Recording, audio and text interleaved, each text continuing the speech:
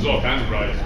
Food products, you know, so you can get it in milk and hemp butters, beer. It's like you can find the oils in all kinds of things. Cosmetically, again, the oil is like it's full of essential fatty acids, so it's like full of omega-3, 6, and 9s. Your biggest organ of the body is your skin, so you know get some really nourishing oils into your skin. Hemp's a great idea for that. Paper products is another really interesting part of the hemp world. Probably the first, the first papers were definitely made out of hemp papers. It's back in China when they're kind of discovering kind of the idea of how can we write down something that's going to last. And the good thing about hemp is it's going to last forever, pretty much. It's like it doesn't break down in water. I've got a prize here for anybody who can tell me. What do you think? Like one of the main things, one of the greatest things you could actually at the time, they thought we're going to write all this in hemp paper, and this is going to survive. And these things are probably still around now. Anybody have any idea what? Declaration of Independence. Most likely, that's probably right for sure. Actually, I don't think they are. Are they parchment? Yeah. Because they wanted, the first paper was probably, hemp was really used as a paper product. So there's only one thing, like these heirlooms that get passed on from generation to generation now. Probably originally hemp paper as well. That's true. That is true. Yeah. The question you're asking is what was the first use of it? Not the first use, but like a major use of it. The Bible? Sorry? The Bible? You got it. Yeah, Bibles. Because heirloom Bibles are still probably around and have been passed on from generation to generation. Like that was something that like why is the Bibles are written on hemp paper. It's like a little prize for you there.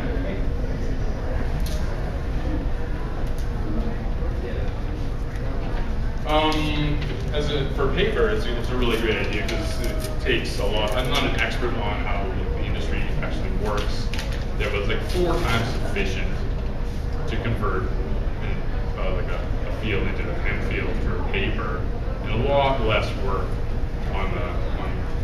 to the detriment of the planet for like chemicals processing if you're converting some hemp. And a lot of these things, like the reason why a lot of these things don't exist is it's just, it takes innovation and it takes people to get behind it. Like you can really go with this, but there's really nobody getting behind it, which is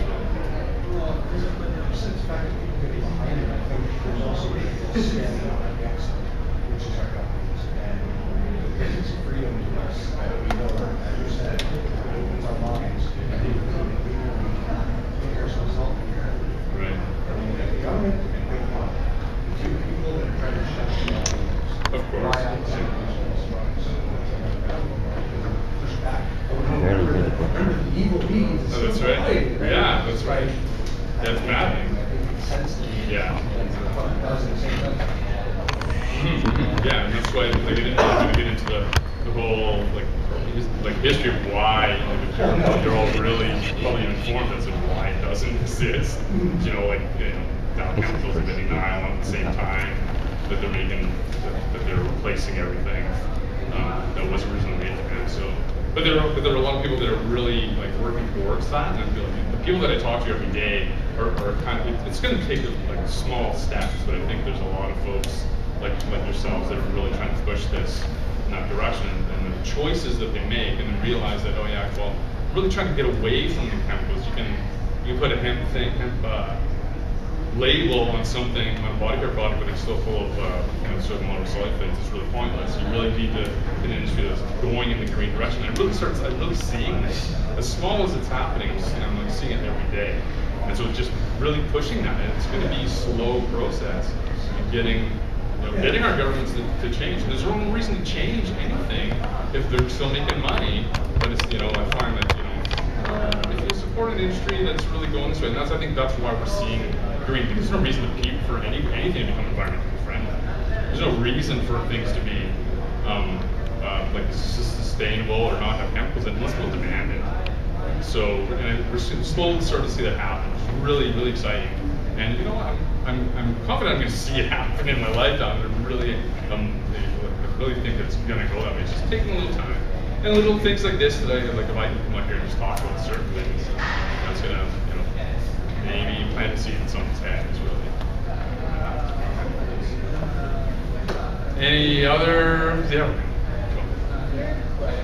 My brother's mom, he actually wears a lot of clothing to their tattoos to work on habitat and it's a forest fire. Right. And his comment was that clothing actually lasts at least 5 Yeah. It also has the same bird writing as cotton plant, also have the skin in a forest fire, whereas the landlords have skin. That's right. That's right. So, as a sustainable hemp product, hemp clothing comes very close to cotton. Now, what is your competition rate between cotton and Competition rate, as a sustainable, are you your pricing rate for your clothing is obviously going to be very expensive due to the fact that you've got only say 500 farms in Canada, whereas cotton in the southern United States is probably on mass production on a large scale.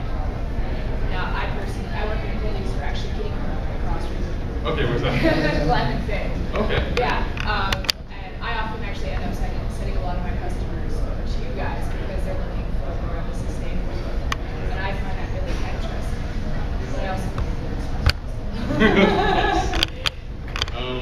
it's that's the biggest challenge for us. Primarily you've been in our store. It's primarily that's what it is. And that's the challenge that we have in that, because sure we can grow hemp in Canada, but there's absolutely no way to process it. So that's the next generation. And there's really two exciting projects that are going on in Canada. And it's kind of like where I kind of want to take this. There's 100 Mile House Hemp Plantation Project. Does anybody know about that? Yeah. That's a really, really interesting move in the right direction for BC. And that's another kind of innovation out of necessity and desire for change. The textile industry is really challenged because we can't process anything here. Yeah, it does. most of the processing plants, because it's never been illegal, it's always been China and it's always been Eastern Europe. There's never been any regulations, so we have to rely on them to make our textiles. 100 Mile House is a pilot project that's been going on and actually getting the government behind this. It's interesting. And because the pine beetle infestation there, they decided, they got together as a community and said, what can we do to, save our community? And this is how these little grassroots things start to happen. They decided to put a pilot project to grow hemp on a mass scale there to see what would happen. And if it was successful, which it seems like it has, they had some challenges with the weather, but it looks pretty good, and they got a lot of influx from the government, and that's where we need that kind of thing to start. They get started processing plant there. They're going to use this project for exactly what Ted's doing, and using it in the construction field. And one of the things that comes out of that is the Kestrel is another really exciting project that's coming out of Alberta, which gives Canada another chance at doing something sustainable and getting competitive. It's a hemp plastic car body that's Henry Ford did back in the 30s that we may actually see coming out on the streets next year. It's all these little ideas that are coming out of Canada. Just awesome. What's called Holy. Longboard, they got a heck of a There we go.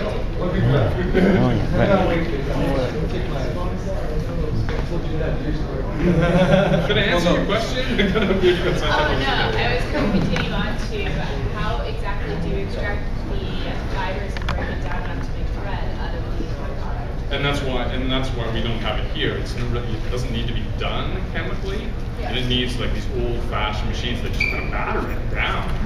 And then like I said, I'm not really an expert in textile manufacturing, but it can be done that way, and there's just no way that it just doesn't exist here. It's a very expensive process, and like the industry that was here before just doesn't exist anymore. So kind of all the machinery is over, but like there's no facilities to do it, so we have to rely on it. Yeah, that have always had this kind of. If I can answer a bit myself, hemp is certainly sustainable in that it's very environmentally friendly and good for everyone from the producer to the consumer. So it's very environmentally sustainable.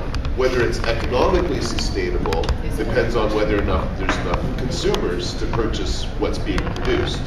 If there's more being produced than people are buying, then it's not sustainable.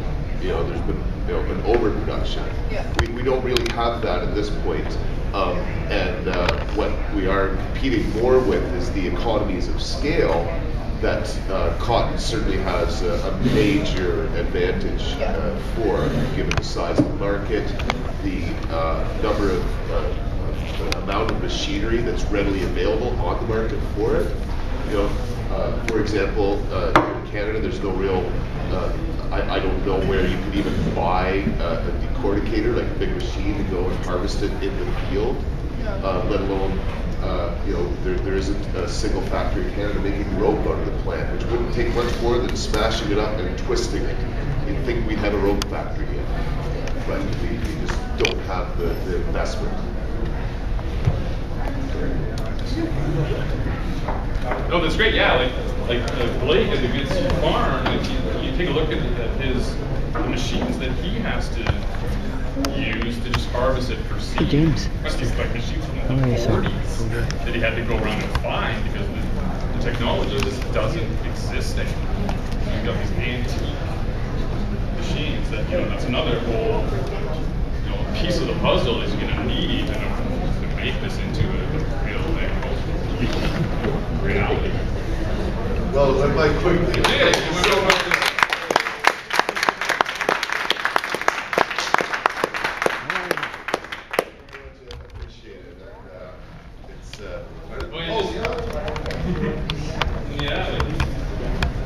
Very rarely do you find 100% hemp is a really You'll see me wearing one of these by the end of the year. I haven't seen this yet.